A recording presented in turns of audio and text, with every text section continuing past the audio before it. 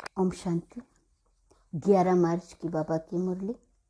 मीठे बच्चे, ज्ञान और योग बल से पुराने पापों के खाते को चुकतू कर नया पुण्य का खाता जमा करना है। योग बल से एवर हेल्थी वेल्थी बनना है। प्रश्न: संगम युग की विशेषताएं कौन सी हैं जो सारे कल्प में नहीं हो सकती हैं? उत्तर: संगम युग पर ही 5000 वर्ष के बाद आत्मा और परमात्मा का प्यारा मंगल मिलन होता है। यही समय है बाप से बच्चों के मिलने और वर्षा लेने का। बाप सभी आत्माओं के लिए इसी समय ज्ञान देते हैं, सबका लिबरेटर बनते हैं।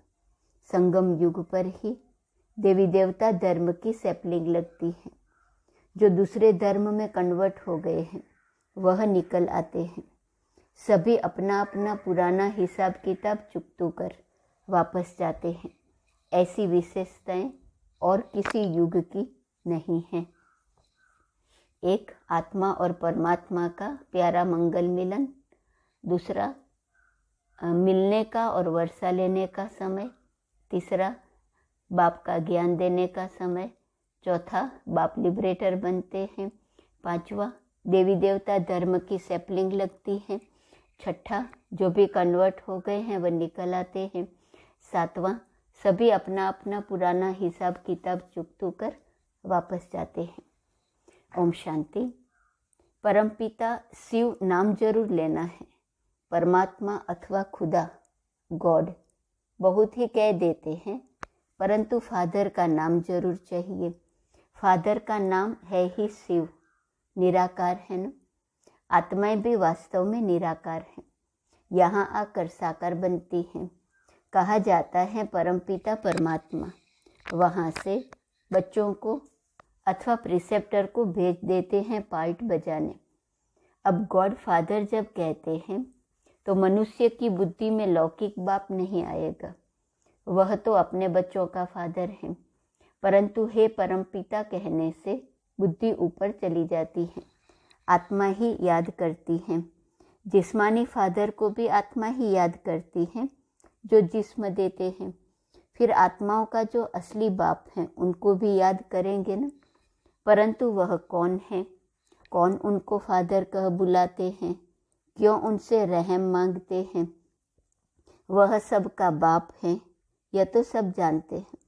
लेकिन अगर सब बाप ही बाप हैं तो फिर वह पुकार सिद्ध नहीं होती। कहते हैं परमात्मा ने ही सब कुछ दिया है, यह बच्चा भी परमात्मा ने दिया है, तो गॉड को जरूर याद करते हैं, पुकारते हैं आकर के हमको पावन बनाओ, लिबरेट करो इन दुखों से। तो जरूर कहाँ तो ले जाएंगे ना। सभी को लिबरेट कर शांति धाम व सुख धाम में ले जाते हैं। कल्प कल्प कल्प के संगम युग पर ही आते हैं, ऐसे नहीं बीच में आते हैं। सबको ले जाने तब आएंगे जब नाटक पूरा होना है। बाप कहते हैं मैं एक ही बार आता हूँ, मुझे कोई घड़ी घड़ी नहीं आना पड़ता है।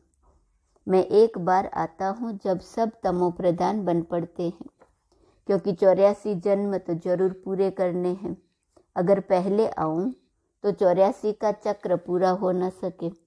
चक्र का पूरा अंत आना चाहिए ना। जब आना होता है तब फिर बच्चों का आकर पहले पहले बाप बनता हूँ, फिर टीचर सतगुरु भी बनता हूँ। बाप जन्म देते हैं, टीचर शरीर निर्वाह अर्थ शिक्षा देते हैं, और गुरु किया जाता है सदगति के लिए।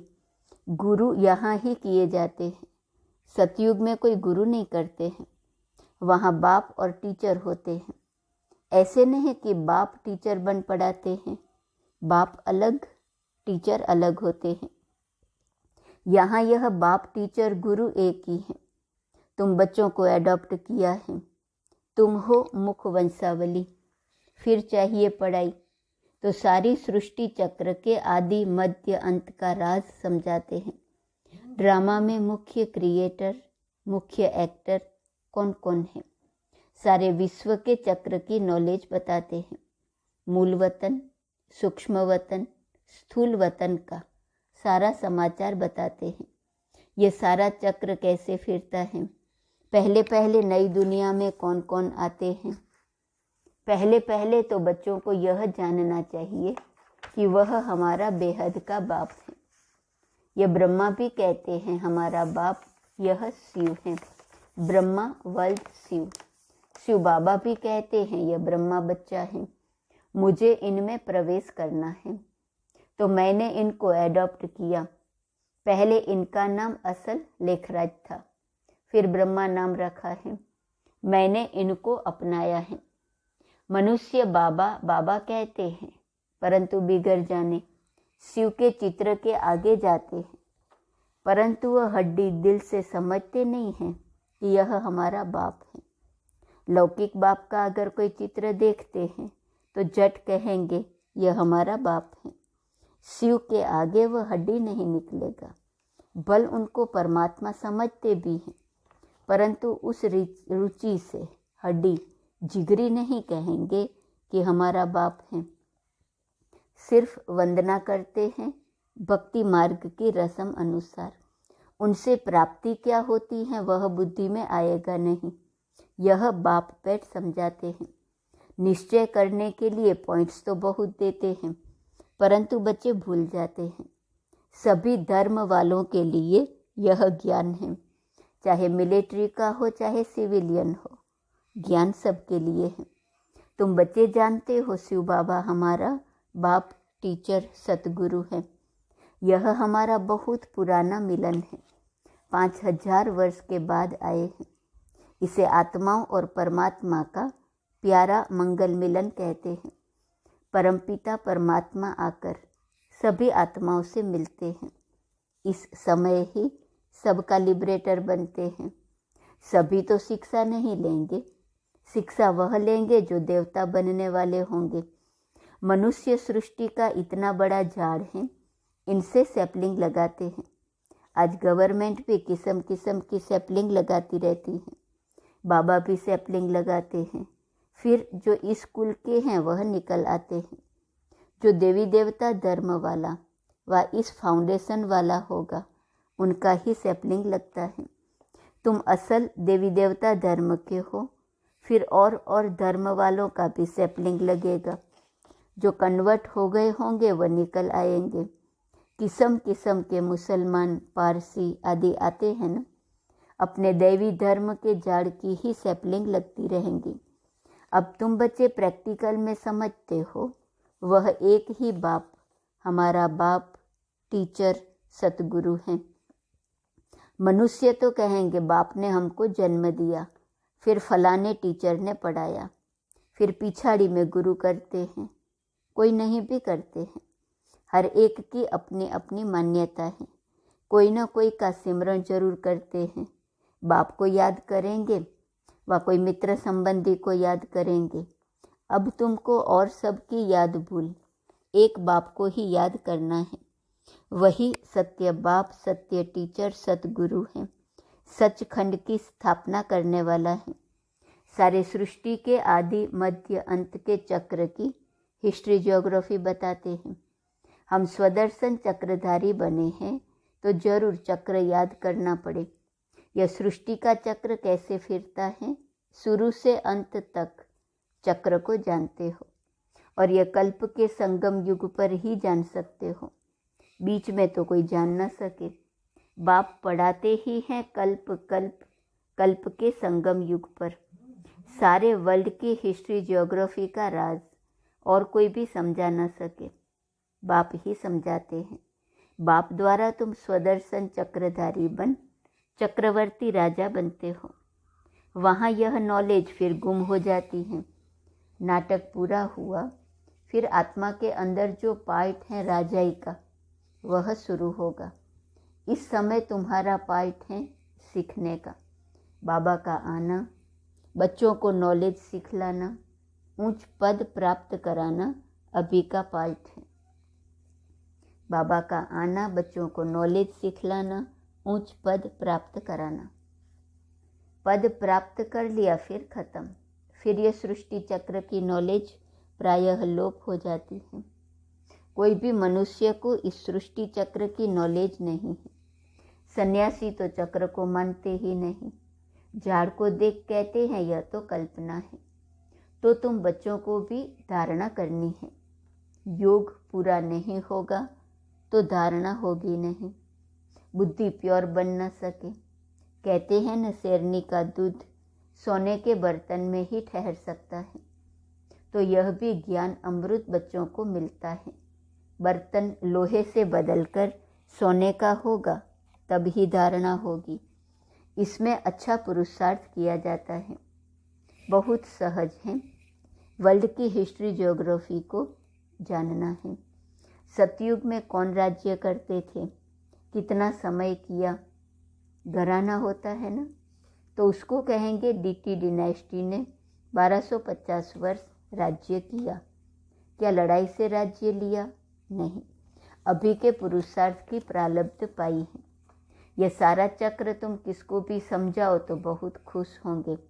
बल मिलिट्री के हो। दिल्ली में आते थे ना, उन्हों को भी बाबा समझाते थे ना कि तुमने सुना है जब गीता सुनाई जाती है तो उसमें भगवान उवाच हैं, जो युद्ध के मैदान में मरेंगे वो मुझे प्राप्त करेंगे, स्वर्गवासी होंगे। परंतु ऐसे नहीं सिर्फ गीता पढ़ते व सुनते हैं तो स्वर्ग में चले जाते हैं। तुमको अगर स्वर्गवासी बनना है, बाप से वर्षा लेना है, तो बाप को याद करो, श्रीमत पर चलो। यह ज्ञान अभी ही मिलता है क्योंकि अभी स्वर्ग के द्वार खुलते हैं। यह ज्ञान अभी के लिए ही है। शिव बाबा को याद करने की प्रैक्टिस करनी है। अभी बेहद का बाप समझाते हैं मुझे याद करो। उस गुरु के बदले एक शिव बाबा को याद करना पड़े, मेहनत है। वह बाप सभी का एक ही है, उस द्वारा ही स्वर्ग का वर्षा मिल सकता है। शांति सुख का वर्षा उनसे मिलता है। यह समय है ही बाप द्वारा बाप से मिलने का अथवा वर्षा पाने का। सतयुग में था ही एक धर्म तो अनेक धर्म विनाश और एक धर्म की स्थापना का काम परमपिता परमात्मा का ही है, दूसरा कोई कर न सके। जो बाप द्वारा पढ़ते हैं, राजयोग सीखते हैं, वह स्वर्ग में चले जाते हैं। तुम जानते हो अब कलयुग का अंत है। महाभारी लड़ाई भी सामने खड़ी है। जो पढ़ेंगे वही पद पाएंगे, बाकी सब हिसाब किताब चुकतू कर वापिस चले जाने वाले हैं। तुमको अभी प्रैक्टिकल में अपने पापों का खाता चुकतू कर और पुण्य का खाता जमा करना है। जितना जितना ज्ञान और योग में रहेंगे तो पुराना खाता भस्म हो, नया जमा होता जाएगा। योग बल से तुम्हारी आयु बढ़ेगी, तुम एवर हेल्दी वेल्दी बनते जाएंगे। ज्ञान और योग से दोनों मिलते हैं। यह तुम्हारे लिए हॉस्पिटल भी है तो कॉलेज भी है। वास्तव में सच्ची सच्ची यूनिवर्सिटी यह है। गवर्नमेंट की जो यूनिवर्सिटी है उनको यूनिवर्सिटी नहीं कहेंगे।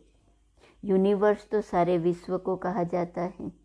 उसमें विश्व की नॉलेज कोई है नहीं, वह सब है हद की। कितनी हदें डाल दी हैं। यूनिवर्सिटी को हिंदी में कहा जाता है विश्वविद्यालय। सारे विश्व से कोई भी आकर पढ़े। उस यूनिवर्सिटी में तो ऐसा हो न सके। यहाँ कोई भी आकर पढ़ सकते हैं। विश्व का रचयिता ही यह विश्वविद्यालय स्थापन करते हैं। हम लिखते भी ऐसे हैं। अब विश्वविद्यालय या यूनिवर्सिटी में फ़र्क क्या है? वह हिंदी, वह अंग्रेजी अक्षर हैं। यह विश्व के रचयिता ने विश्वविद्यालय रचा है, जहाँ बाप मनुष्य को देवता, राजाओं का राजा बनाते हैं, लिबरेट करते हैं। श्रीमत तो मिलती है परंतु आसुरी मत वाले श्रीमत को भी मानते नहीं। यहाँ इस श्रीमत से कितना श्रेष्ठ बनते हैं। अपने तन मन धन से भारत को स्वर्ग बना रहे हैं और है सारा गुप्त। बाबा भी गुप्त आते हैं। श्री कृष्ण तो गुप्त हो न सके, परंतु बाप को न जानने के कारण श्री कृष्ण का नाम गीता में डाल दिया है और फिर कृष्ण की डांस दिखाई है। वह तो प्रिंस प्रिंसेस आपस में करते होंगे, वहाँ प्रजा थोड़े ही जा सकती हैं। बाप समझाते तो बहुत हैं, कहते हैं ज्ञान धन लेकर फिर दान करते जाओ। बड़ी ऊंच पढ़ाई है और पढ़ना भी ऐसे साधारण है। कुर्सी पर तो आसन लगा न सके, यह टांग टांग पर चढ़ाकर बैठना, यह राजाई बैठक ठीक है। यूं तो तुम कैसे भी बैठो। सतयुग में तो गोल्डन स्पून इन माउथ है। बच्चों ने साक्षात्कार भी किए हैं, कैसे विमानों में सोना भरकर आते हैं। महल आदि बहुत जल्दी सब कुछ बन जाता है। अब भी बाबा के देखते देखते बिजली मोटर आदि क्या क्या बन गए हैं। आगे अनाज कितना सस्ता था तो सतयुग में कितना सस्ता होगा। यहाँ सोने के सिक्के की कीमत 100 रुपया है तो वहाँ 1 पैसा होगी, तो कितना फर्क है। तो तुमको 1 जन्म की पढ़ाई से 21 जन्मों की राजाई मिलती है, और क्या चाहिए। बाबा युक्तियाँ बताते रहते हैं। बच्ची अगर ज्ञान नहीं लेती है तो उनकी शादी करानी पड़े। बच्चा अगर ज्ञान न लेवे तो कहेंगे जाकर अपना कमाओ और शादी करो। बाबा राय तो हर बात की देते हैं। शादी पर जाना है तो सिर्फ फल लेकर शिव बाबा को याद कर खाएंगे तो वह पवित्र बन जाएगा। अच्छा, मीठे मीठे बाप, मीठे मीठे सिकी लदे, ब्राह्मण कुलभूषण, स्वदर्शन चक्रधारी, नूरे रत्नों प्रति बाप दादा का याद, प्यार और गुड मॉर्निंग। रूहानी बाप की रूहानी बच्चों को नमस्ते। रूहानी बच्चों की रूहानी बाप को नमस्ते नमस्ते नमस्ते। धारणा के लिए मुख्य सार। बाप से जो ज्ञान धन लिया है उसका दान करना है। गुप्त रीति से पढ़ाई पढ़कर 21 जन्मों की राजाई लेनी है। दूसरी पॉइंट, और सबकी याद भुलाकर एक बाप को सत्य बाप, सत्य टीचर और सतगुरु के रूप से याद करना है। वरदान, रूहानी नशे द्वारा दुख अशांति के नाम निशान को समाप्त करने वाले सर्व प्राप्ति स्वरूप भव। रूहानी नशे द्वारा दुख अशांति के नाम निशान को समाप्त करने वाले सर्व प्राप्ति स्वरूप भव। रूहानी नशे में रहना अर्थात चलते फिरते आत्मा को देखना व आत्म अभिमानी रहना। इस नशे में रहने से सर्व प्राप्तियों का अनुभव होता है। प्राप्ति स्वरूप रूहानी नशे में रहने वाली आत्मा के सब दुख दूर हो जाते हैं। दुख अशांति का नाम निशान भी नहीं रहता, क्योंकि दुख और अशांति की उत्पत्ति अपवित्रता से होती है।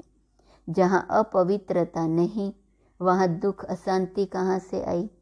जो पावन आत्माएं हैं उनके पास सुख और शांति स्वतः ही है। स्लोगन, जो सदा एक की लगन में मग्न है वही निर्विघ्न है। आज का स्वमान है, मैं विश्व कल्याणकारी हूँ। अव्यक्त इशारे की पॉइंट 11 मार्च। अब आप श्रेष्ठ आत्माओं को विश्व कल्याणकारी बनना है। इसके लिए समय व शक्तियाँ न सिर्फ अपने प्रति लेकिन अनेक आत्माओं की सेवा प्रति भी स्टॉक जमा होना चाहिए। अगर वेस्ट होता रहेगा तो स्वयं को भी भरपूर नहीं अनुभव करेंगे। इसलिए अपने प्रति आवश्यक समय व शक्तियों में से इकोनॉमी का लक्ष्य रखते हुए बचत करो, क्योंकि विश्व की सर्व आत्माएं आप श्रेष्ठ आत्माओं का परिवार हैं। जितना बड़ा परिवार होता है उतना ही इकोनॉमी का ख्याल रखा जाता है। ओम शांति।